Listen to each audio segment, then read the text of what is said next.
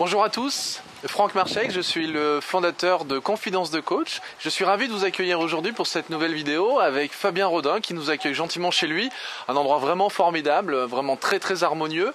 On a déjà fait un certain nombre de vidéos que vous avez déjà vues et aujourd'hui on va aborder un sujet un petit peu spécifique, comme on l'avait déjà fait dans les autres vidéos, plutôt orienté entreprise. Bonjour Fabien. Bonjour Franck. Tu vas bien ?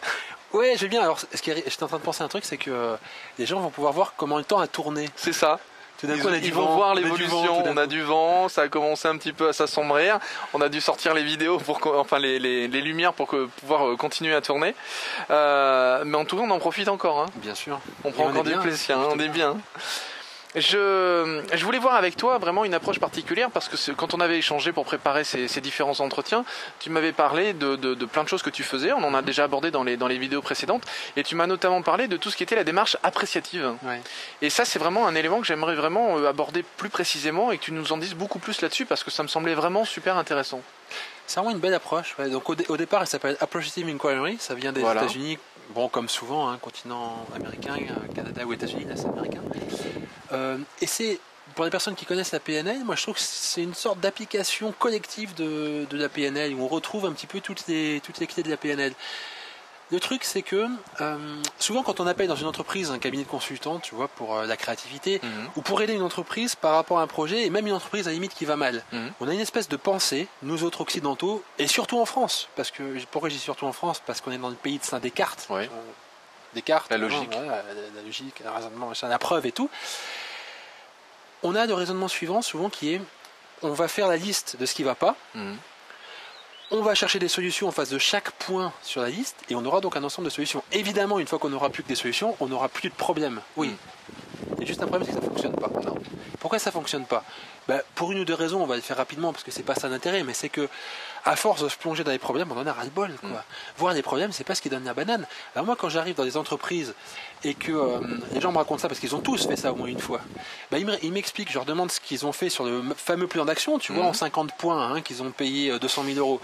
Et on se rend compte qu'il y a un gros classeur, parce que quand on fait payer cher, il faut faire des gros classeurs. Donc le gros classeur, il sert à caler une armoire, quoi. Et qu'ils ont entamé le premier point un peu, qu'ils l'ont presque mené à bout, et puis les autres, ils ont laissé tomber. Et franchement, je crois que c'est pour la raison suivante, c'est que déjà ça va pas, et en plus tu dis aux gens, il y a ça et ça et ça qui va pas, donc on va juste prendre le contre-pied. Ça fonctionne pas, voilà, stop, ça fonctionne pas. L'approative inquiry ou démarche appréciative, c'est juste l'inverse.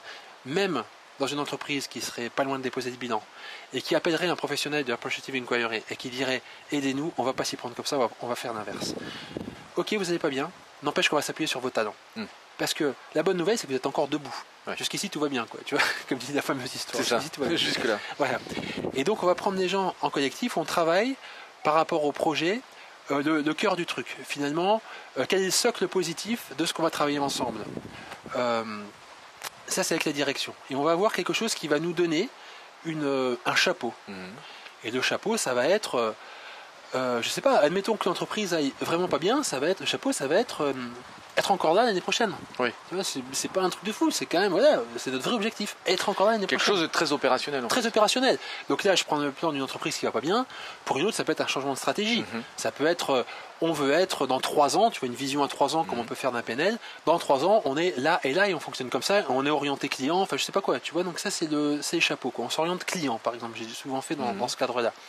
C'est très en lien avec une sorte de futurisation, quand tu parles de PNL. Oui, là, on pourrait se dire quel est votre objectif, quoi. Voilà, le socle positif, c'est quel est le chapeau qu'on va mettre pour faire travailler les gens ensemble. D'accord. Parce que c'est pas une méthode top-down. On va voir que ça va monter en fait de l'ensemble de la société. Tout ce qu'on travaille avec la direction, c'est cette partie. Quel est le chapeau ? On va dans quoi, en gros, quoi.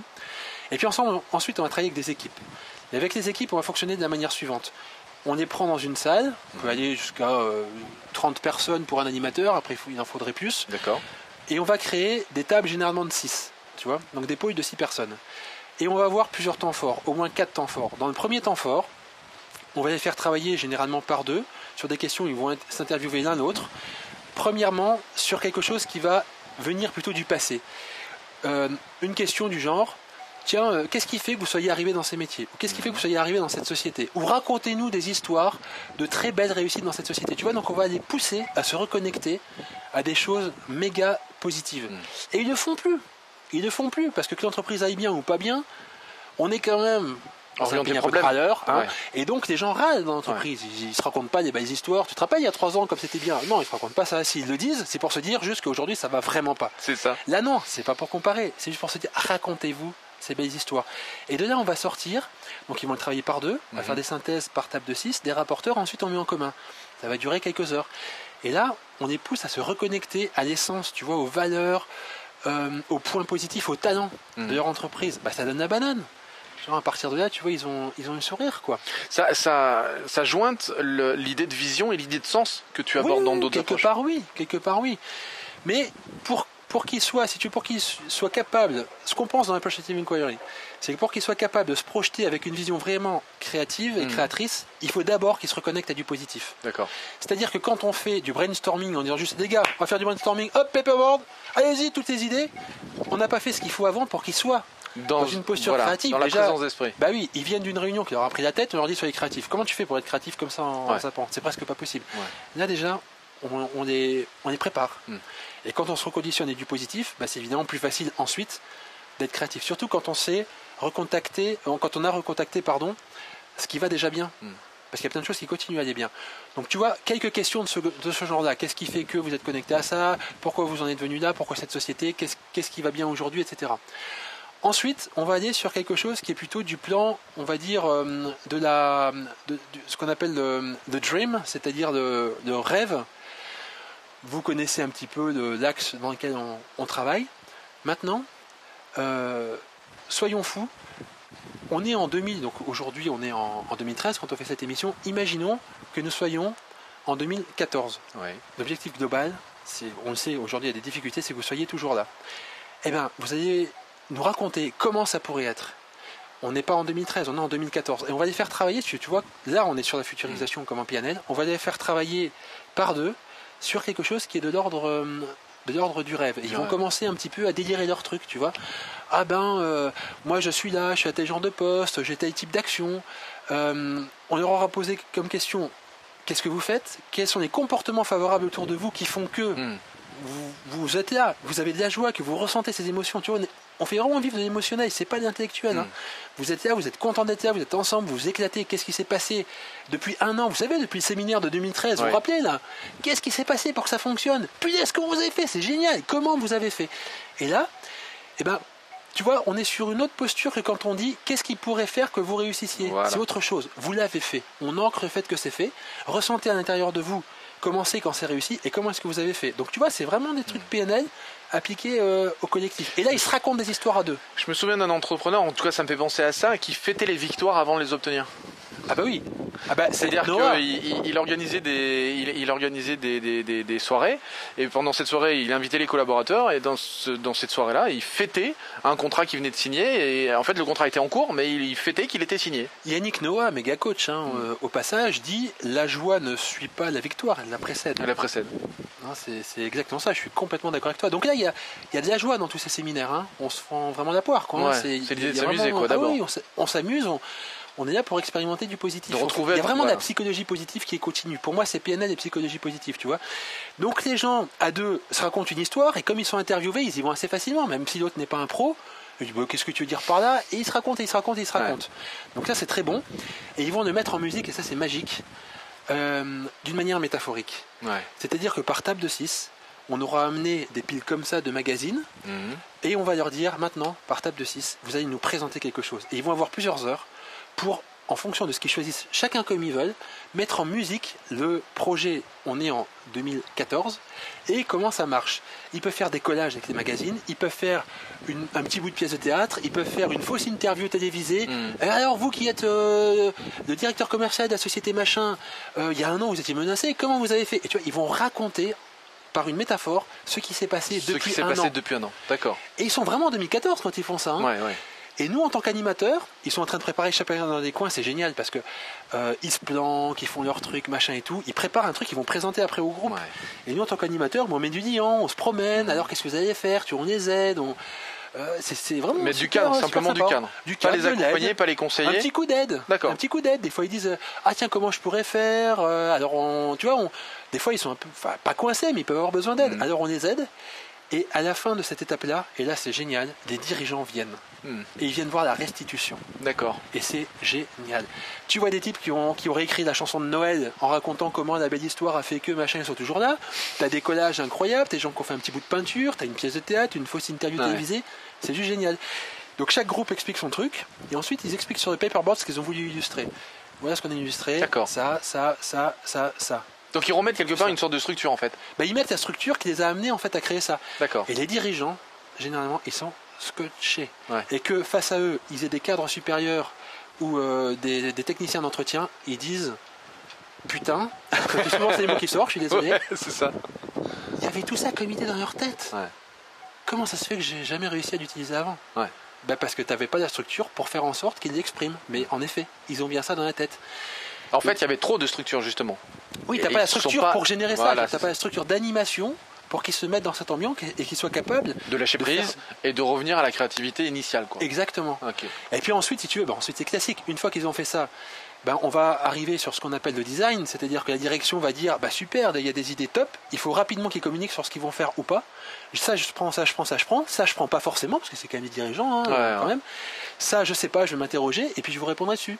Et puis ensuite bien sûr il y a la mise en œuvre, quatrième étape. Donc là c'est classique.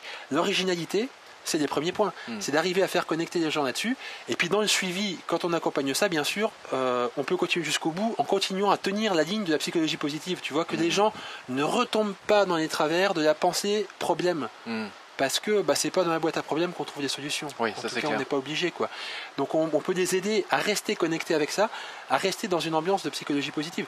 Moi, j'ai des témoignages de personnes chez qui j'ai fait une animation il y a 6 ans qui disent ce jour-là, on a compris que la psychologie positive, c'est pas du pipeau. C'est pas un truc juste de. Je sais C'est pas, pas juste une vue de l'esprit. Non, c'est pas une vue de juste l'esprit. un système qu'on essaye de Non. nous imposer. Il y a vraiment quelque chose, une structure intéressante. Bah oui, parce que t'imagines bien en plus qu'on a des opposants quand on anime ça. T'as Ouais, des gens qui j'imagine, regardent ouais. sur internet et qui disent ouais ça va, le poète là, qui va nous la jouer, je sais pas quoi, psychologie positive, si vous pensez que vous allez nous avoir. Et là, pratiquement tout le temps Ouais, les ils sont témoignages bluffés, sont quoi. géniaux à la fin. Ouais. Et c'est d'ailleurs, on a parlé de mes livres tout à l'heure, c'est ce que j'ai voulu décrire dans L'homme qui ouvrit les yeux. D'accord. C'est quelqu'un qui anime un peu de cette manière-là. D'accord. Et qui accepte de se prendre des opposants au début, mais qui les emmène au fond. Ouais. Et moi, à chaque fois, j'entends des témoignages extrêmement forts de gens qui disent bah oui, j'ai fait un switch, quoi, d'une certaine manière. Parce que maintenant, c'est comme ça que j'ai envie de fonctionner. C'est comme ça que j'ai envie de manager, ou c'est comme ça que j'ai envie d'être managé, tu vois. Tu peux vraiment apporter une dimension différente. Génial. Et tu en organises souvent comme ça des conférences ou on pourrait appeler ça des workshops Oui, alors en démarche associative oui, j'en ai fait plusieurs. Après, ça s'adapte pas forcément à tous les cas. Mais disons que quand on est dans l'analyse de la demande, très souvent, quand la demande est de l'ordre d'emmener sur de la cohésion, d'emmener ensemble sur un projet, je trouve que la Projective Inquiry est vraiment une manière de répondre absolument excellente. Voilà, que j'ai enrichi après à ma sauce, parce que bien Avec sûr, d'autres tu vois, oui, parce que là j'ai décrit disons la colonne vertébrale, mais bien sûr en fonction de qui on est, de ce qu'on aime, on peut mettre des petits apports. Tu vois, c'est intéressant. Moi je mets toujours des apports sur la psychologie positive. Pourquoi c'est bien de penser plutôt positif.